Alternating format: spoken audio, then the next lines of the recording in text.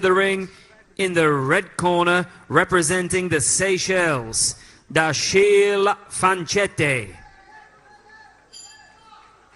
Mariya Petkovic serbiyalik referi ushbu jangni boshqarib boradi. Fabrice Fanchette taklif etildi qizil burchakka. In the blue corner, representing Uzbekistan, Javokir Umatalev.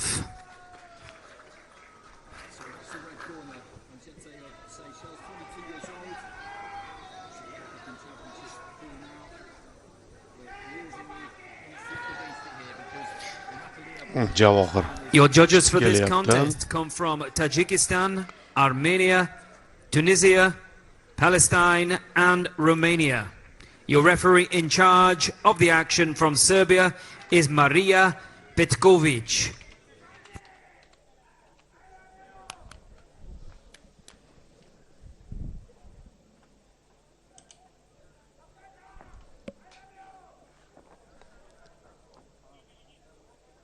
Yigirma yoshda Javohir bo'yining balandligi 186 cm. 26 ta jang o'tkazgan, 23 tasida g'alaba qozongan. Liverpoolda o'tkazilgan jahon chempionatida ushbu vazn toifasida u oltin medalni qo'lga kiritgan edi. Menimcha yaxshi eslaysiz, birgalikda kuzatganmiz uning janglarini. Birinchi raund. Chapaqay bokschi Umataliyev.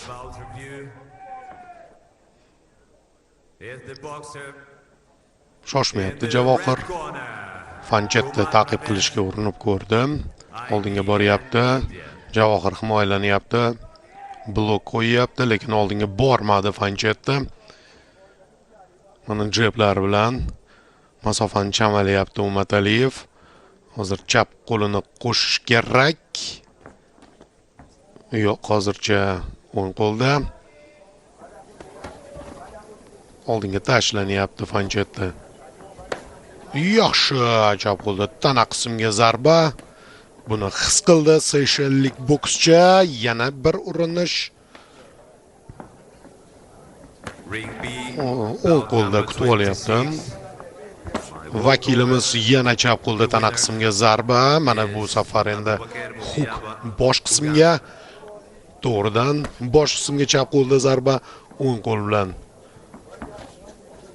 Yana bir hujum.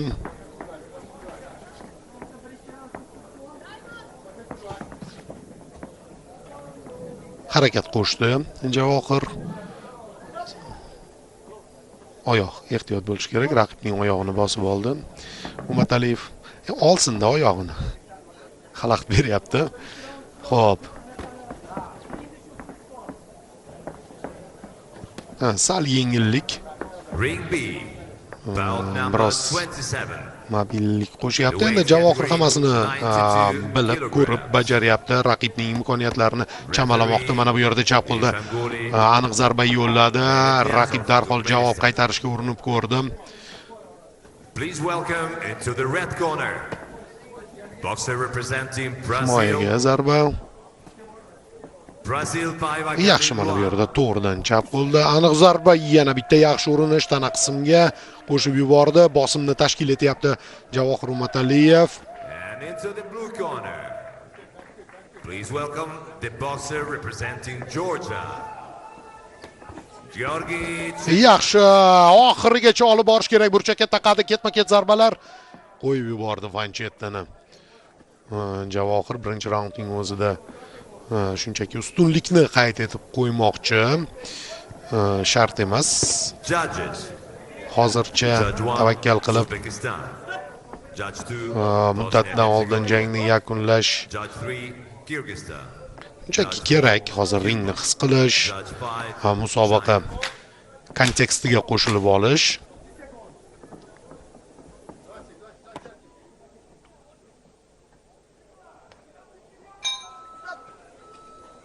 Yaxshi, birinchi raund tugadi. Hammasi joyida, hammasi rejadagidek. Bu yog'iga Rahmatjon Ro'zoxunov.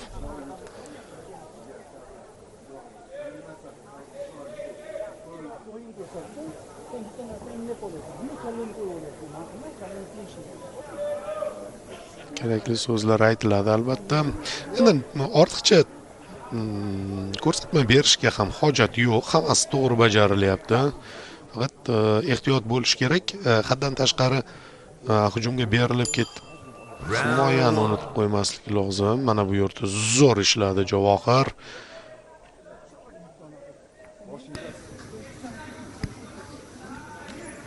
Ham bu yerda shubha yo'q edi. Seconds out. Birinchi raund Javohir Umataliyev foydasiga yakunlandi. Ikkinchi raund. Round 2.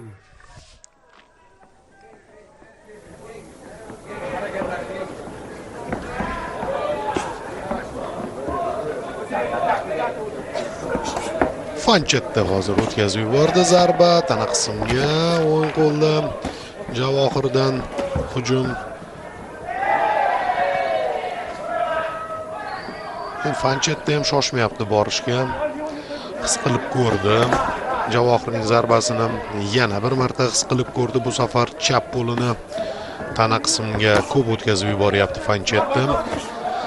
Sekinlashtirib qo'yadi. Bunday zarbalar raqibni va hozir og'riqli zarba. O'zidan o'zi pastga sho'ng'ib ketgani yo'q Fanchetda. Sezdirmayapti-yu, lekin og'riyapti. Yana jigar hududiga Javohirning zarbasi yo'llandi. Mana bu yerda zo'r blok qo'yyapti.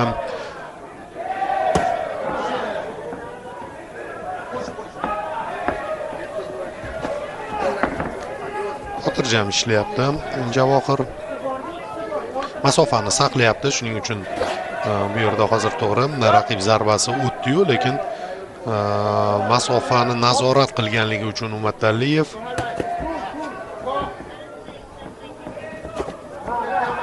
u qadar qo'rqinchli emas. Lekin baribir yoqimsiz. Yaxshi, chap qo'lda to'g'ridan kutib oldi. Zo'r ushladi. Javohir raqibni chap qo'l zarbasi bilan mana bu yerda burchakka chiqib ketdi.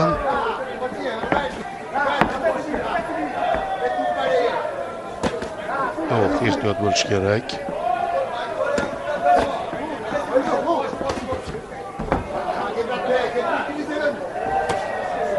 Yana tana qismga zarba. Yana. Yaxshi, yana o'ng qo'lda.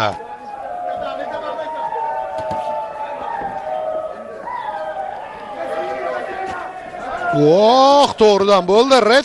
Referi. Rahming kelsin. Fanchetda knockdownda referi hisobni ochdi. Qo'llarini ko'tarmayapti Fanchetda. Lekin referi jangni davom ettirishga ruxsat berdi. Menimcha Seychellik bokschi juda ham xohlayotgani yo'q jangni davom ettirishga, chunki og'riqli zarbalarni o'tkazib yubordi. Yana jigarga zarba qabul qilib olyapti u. Qo'li ko'tarilmay qoldi. Baxtiga raundning vaqti tugab qoldi. Albatta bu yerda Fabrice Fanchetni imkoniyatlarini past baholab qandaydir kamsitib gapirmayapman. Shunchaki mana shu tana qismga berilgan zarbalar ishoning og'riqli. Ana bejizga u ham javob berishga urinib ko'rmadi. O'sha Javohirning tanasiga zarba bilan. U ham shunday og'riqni his qilishini xohlayapti. Chap qo'lda to'g'ridan mana shu zarba ham yomon og'riqli bo'ladi va knockdownga tushirgan zarbani ko'rdingiz. Seconds out. 3-raund. Yaqqol ustunlik. The third and final round.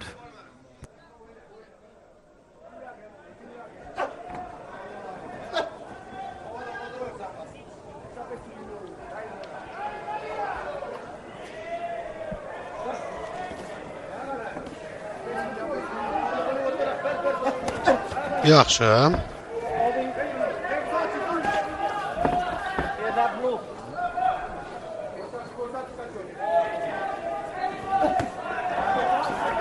O'ng qo'lda.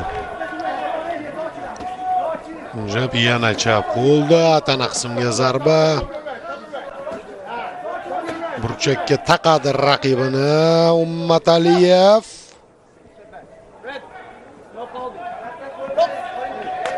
Amallab chiqib ketdi. Burchakdan qochyapti.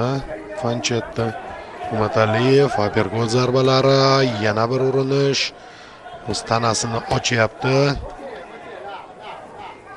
Hop. Yana bitta.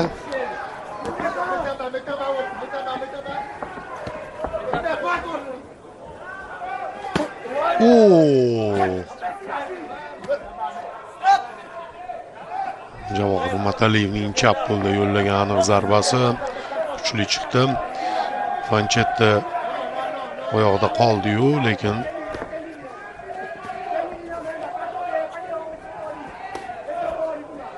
juda yoqimsiz tuyg'ularni boshdan o'tkazyapti. Fabrizio Fanchetta Seychelles orollaridan.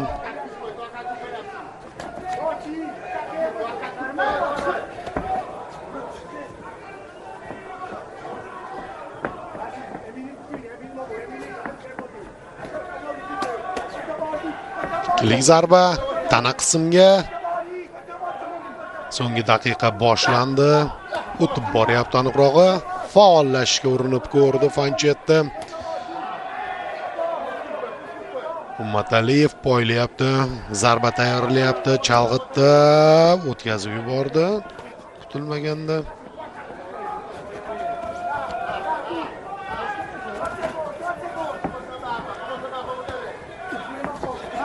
Endi tempni bir tekis ushlab, ortiqcha kuch sarflamagan holda Ummataliyev jangni yakunlab qo'ymoqchi.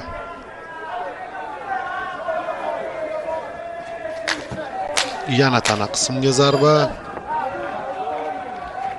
5 soniya qoldi. Va bo'ldi.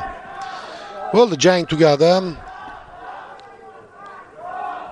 Qadrli do'stlar, IBA jahon chempionati 80 kilogramgacha vazn toifasida Javohir Ummataliyev o'zining dastlabki jangini o'tkazdi. Raqibi Seychelles orollaridan, chiroyli orollar, Dashel Fabrizio Fanchetta bo'ldi va 2 raund natijalarini ko'rdik.